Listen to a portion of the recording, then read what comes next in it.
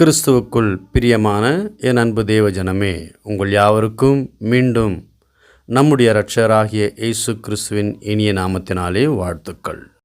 கர்த்தரின் கிருபையால் யோசுவா புத்தகத்தையும் நியாயாதிபதிகளின் புத்தகத்தையும் முடிக்கும்படியான ஒரு கிருபையை கொடுத்தார்.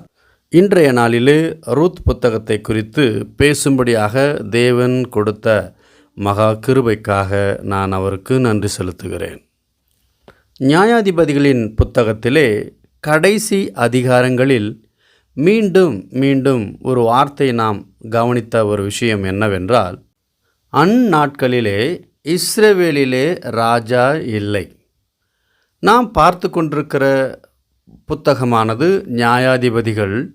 ஆனால் கர்த்தருடைய வார்த்தை மீண்டும் மீண்டும் ஒன்றை சொல்லுகிறது என்றால், அங்கே ஒன்றை நாம் புரிந்து கொள்ள வேண்டிய விஷயம், நியாயாதிபதிகளின் காலம் முடிந்தது என்றும் இஸ்ரவேலிலே ராஜாவின் காலம் வரப்போகிறதை அங்கே நினைவுபடுத்த விரும்புகிறார்.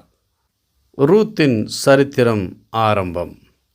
கர்த்தருடைய வார்த்தை நமக்கு சொல்ல நினைப்பது என்னவென்றால், நியாயாதிபதிகள் நியாயம் விசாரித்து வரும் நாட்களில் தேசத்திலே பஞ்சம் உண்டாயிற்று.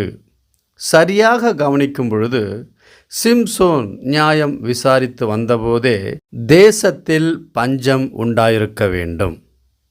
அதாவது மீகாவின் வீட்டில் ஏபோத்தை, அதாவது விக்கிரக ஆராதனைக்குரிய செயல்தான், அதை நடப்பிக்க லேவியன் இஸ்ரவேலிலிருந்து வந்தான். அவனுக்கு 10 வெள்ளிக்காசையும் மாற்றிக்கொள்ள வஸ்திரத்தையும் கொடுத்தான். லேவியனும் அதற்கு சம்மதம் சொல்லி அவனுடைய வீட்டில் விக்கிரகங்களுக்கு ஆராதனை செய்து வந்தான் என்று பார்க்கிறோம்.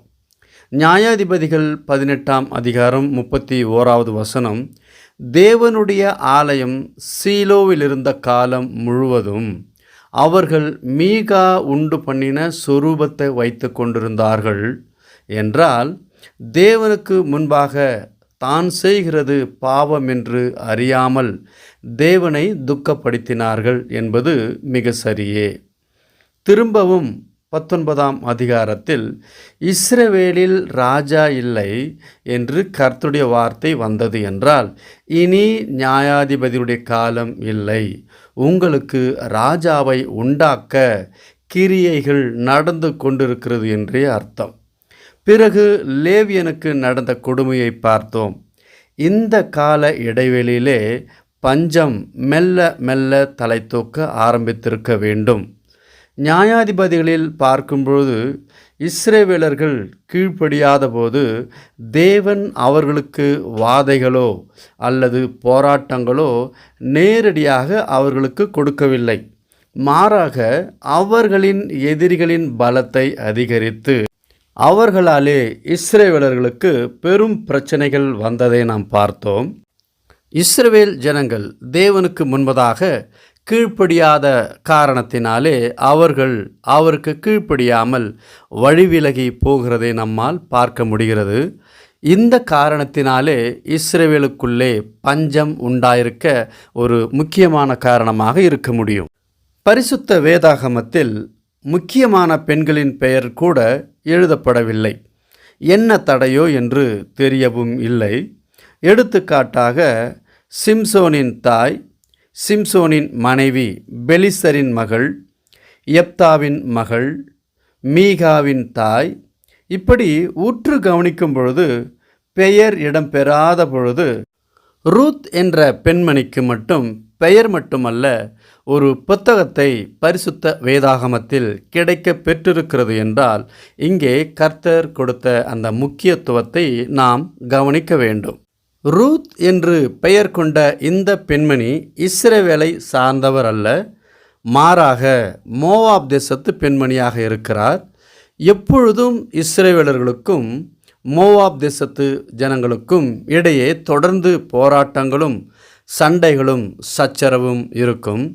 காரணம் என்னவென்றால், 2 தேசத்திற்கும் இடையே இருக்கிற பழக்க வழக்கம், இறை வழிபாடு, கலாச்சாரம், மொழி, பண்பாடு, இவைகள் முக்கியமான காரணமாக இருக்கலாம். ஆனால் இஸ்ரவேலர்களின் பழக்க வழக்கத்திற்கும் பண்பாட்டிற்கும் கலாச்சாரத்திற்கும் முழு வேற்றுமை இருக்கிற ரூத் என்கின்ற பெண், அந்த பெண்ணின் பெயரிலே பரிசுத்த வேதாகமத்தில் இடம் பெற்றிருக்கிறது. கர்த்தர் இஸ்ரவேல் ஜனங்களுக்கு மட்டும் அல்ல, இஸ்ரவேல் ஜனங்கள் அல்லாத மக்களையும் தேவன் கிருபையோடு வழி நடத்துகிறார் என்பதை நாம் இங்கே புரிந்து கொள்ள வேண்டும். ஏனென்றால் தேவன் வானத்தையும் பூமியையும் உண்டு பண்ணி மனுஷனையும் தன்னுடைய சாயலில் உண்டாக்கினதினாலே அவர் எல்லோருக்குமான தேவனாக இருக்கிறார். அவரை நம்பி அவரை விசுவாசித்து அவரிடத்திலே வருகிறவர்களை ஒருபோதும் தள்ளுகிறதும் இல்லை, கைவிடுகிறதும் இல்லை. ரூத் புத்தகத்தில் கவனிக்கும் பொழுது நாம் கற்றுக்கொள்ள வேண்டிய முக்கியமான அம்சங்கள் என்ன என்றால், ரூத்தின் உறுதியான விசுவாசமும் நம்பிக்கையும், தேவனுடைய பராமரிப்பில் அவர் கொண்டிருந்த நம்பிக்கை, அர்ப்பணிப்பு, கடினமான நேரங்களிலும் தாழ்மையான குணநலத்தோடு தன் மாமியாரின் அறிவுறுத்தலுக்கு கீழ்ப்படிந்து நிதானித்து நடந்தது மிக முக்கியமானதாக இருக்கிறது. ரூத் வாழ்ந்த காலங்களுக்கு முந்தைய காலங்களான யோசுவா, நியாயாதிபதிகளின் புத்தகத்திலே கர்த்தருடைய வார்த்தை தேவதூதர்கள் மூலமாகவும் அல்லது நியாயாதிபதிகள் மூலமாகவும் கர்த்தருடைய வார்த்தையை பெற்றுக்கொண்டார்கள்.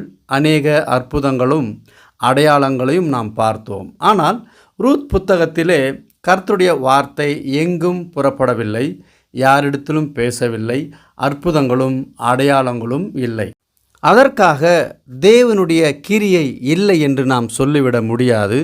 தேவனுடைய கிரியை வெளியரங்கமாக இல்லாவிட்டாலும் அவரை தேடுகிற வாஞ்சையுள்ள ஆத்துமாவின் தாகத்தை நோக்கி பார்க்கிறவராய் ரூத் வாழ்ந்த காலத்திலே தேவன் மௌனம் காத்தார் என்று என்னால் இங்கே நினைக்க தோன்றுகிறது. தேவனின் ஏக்கத்திற்கு தகுந்தாற்போலவே ரூத்தின் குணநலன்கள் மிகவும் கர்த்தருடைய பார்வையிலே ஏற்றுக்கொள்ளத்தக்கதாக இருக்கிறது. சங்கீதம் 63:1, தேவனே, நீர் என்னுடைய தேவன், அதிகாலமே உம்மை தேடுகிறேன், வறண்டதும் விடாய்த்ததும் தண்ணீர் அற்றதுமான நிலத்திலே என் ஆத்துமா உம்மேல் தாகமாயிருக்கிறது. இங்கே தாகம் என்பது தண்ணீரை தேடிய ஒரு பயணம் அல்ல, தேவனை தேடுகிறது, அவரை தொடர்ந்து செல்லுகிறது. தடைகள் 1000 வந்தாலும் அதை பொருட்படுத்தாமல் தேவனுடைய நீதியையும் அவருடைய பாதையில் தொடர்ந்து செல்வதுதான் தாவீதின் தாகமாக இருந்தது. ரூத்தின் செயல் அல்லது கிரியையாக இருந்ததை நாம் இங்கே கவனிக்க முடியும். புத்தகத்தின் பெயர் ரூத் என்று வைக்கப்பட்டு இருந்தாலும் நகோமியின் மனநிலையிலிருந்துதான் இந்த புத்தகம் எழுதப்பட்டதாக கதை ஆசிரியரின் மனநிலையை குறிக்கிறது. ஏனென்றால் நகோமி எல்லா நிகழ்விலும் தொடர்பு உள்ளவராக இருக்கிறார். ரூத் புத்தகம் ஒருவரை ஒருவர் நேசிக்கின்ற ஒரு சாதாரண குடும்பத்தின் சரித்திரத்தை நாம் காண முடிகிறது. இங்கே விசுவாசம், அன்பு, திருமணம் என்பவை கலந்துள்ள ஒரு அழகான கதைதான் இந்த ரூத் சரித்திரம். இஸ்ரவேல் தேசத்தில் ஒரு சாதாரண குடும்பம், எலிமெலேக், அவரின் மனைவி நகோமி. இவர்களுக்கு 2 ஆண் பிள்ளைகள் இருக்கிறார்கள். பெரியவன் பெயர் மக்லோன், சிறியவனின் பெயர் கிலியோன். வாழ்க்கையும் சாதாரணமாகத்தான் சென்று கொண்டிருந்தது.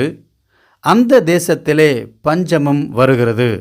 அவர்களால் இஸ்ரவேல் தேசத்திலே வாழ முடியாமல் அவர்கள் அங்கிருந்து வேறு எங்கேயாவது சென்று நாம் பிழைத்து கொள்ள வேண்டும் என்று சொல்லி அவர்கள் பெத்லெகேம் என்ற இடத்தை விட்டு வெளியே புறப்படுகிறார்கள். பெத்லெகேம் என்றால் அப்பத்தின் வீடு. ஆனால் பெத்லெகேமிலே பஞ்சம் ஏற்பட்டிருக்கிறது. எலிமெலேக்கு என்றால் மை காட் இஸ் கிங், என் தேவன் ராஜரீகம் செய்கிறார், அவரே ராஜா. நகோமி என்றால் இனிமையானவள் என்று பெயர். வேறு வழி இல்லாமல் அவர்களின் பகை தேசமாகிய மோவாப் என்கிற தேசத்தில் தஞ்சம் புகுந்து அங்கேயே வாழவும் இருந்து விடுகிறார்கள். எலிமெலேக்கு அவன் மனைவி நகோமி மகன்கள் மக்லோன், கிலியோன் இவர்கள் யூதாவில் உள்ள பெத்லெகேம் ஊரார். இவர்கள் எப்பிராத்தியர் குடும்பத்தை சேர்ந்தவர்கள். மோவாப் தேசத்தில் தஞ்சம் புகுந்த எப்பிராத்தியரான எலிமெலேக்கு குடும்பம் சொல்லும்படியான பெரிய மாற்றம் ஒன்றும் குடும்பத்தில் ஏற்படும் முன்னரே எலிமெலேக் இறந்து விடுகிறான். தன் சொந்த தேசத்தில் நிலங்களும் ஆஸ்திகளும் இருந்தவனாக இருந்தாலும் பஞ்சத்தின் மிகுதியால் தன் குடும்பத்தோடு மோவாப் தேசத்திலே குடியமர்த்தினான். தன் 2 ஆண் பிள்ளைகளுக்கும் திருமணம் நடத்தும் வயதிற்கு முன்பதாகவே அவன் மரித்தும் போகிறான் என்பது குறிப்பிடத்தக்கது. இதற்கு பிறகு நகோமி பஞ்சத்தின் காரணமாக மீண்டும் பெத்லெகேமுக்கு செல்ல முடியாத காரணத்தினால் மோவாப் தேசத்திலே இருந்து விடுகிறார். மற்றும் அவருடைய 2 பிள்ளைகளுக்கும் அந்நிய பெண்களாகிய மோவாப் தேசத்து பெண்களையே திருமணத்தையும் செய்து முடிக்கிறார். மூத்த மருமகள் பெயர் ரூத், சிறிய மருமகளின் பெயர் ஓர்பால். திருமணம் நடந்து 10 ஆண்டுகளாக தம்பதிகளாக வாழ்ந்த இந்த 2 ஆண் பிள்ளைகளுக்கும் குழந்தைகள் ஏதும் இல்லை என்பது குறிப்பிடத்தக்கது. குழந்தைகள் இல்லாததினாலே நகோமியின் வீட்டில் உள்ளவர்கள் அநேக பேச்சுவார்த்தைகளுக்கு ஆளாகி இருப்பார்கள். அதை பெரிதுபடுத்தாமல் விட்டது ரூத் சரித்திரத்தை எழுதிய ஆசிரியரின் பெருந்தன்மையை காட்டுகிறது. பிறகு நகோமியின் மகன்கள் இருவரும் மரித்தும் போகிறார்கள். நகோமி என்றால் இனிமையானவள் என்று பொருள். பொருளுக்கு தகுந்தாற்போல் வாழ முடியாமல் ஆண்கள் துணை இல்லாமல் 3 பெண்களும் ஒரே வீட்டில் ஆண் துணை இல்லாமல் புருஷனை இழந்து தனிமைப்பட்டவர்களாய் ஆனார்கள். உணவிற்கு பஞ்சமின்றி வந்தவர்களுக்கு கவலைக்கு பஞ்சமில்லை என்று அழுகையும் வேதனையும் தனிமையும் 3 பெண்களை பெரும் போராட்டத்தில் தள்ளிவிட்டது.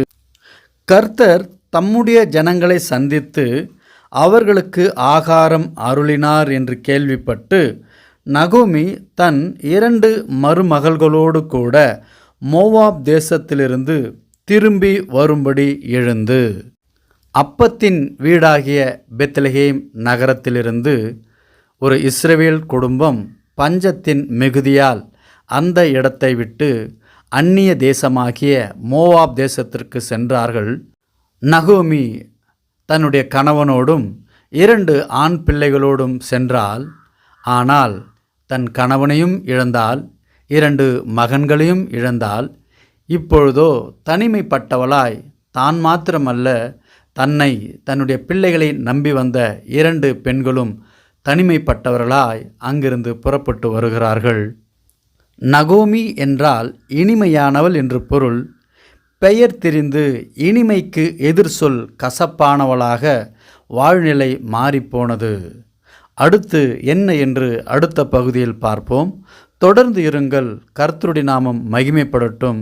கர்த்தருடைய வார்த்தை நமக்கு என்ன சொல்லுகிறது என்று அதிலிருந்து நாம் கற்றுக்கொண்டு நாமும் கர்த்தருக்கு பிரியம்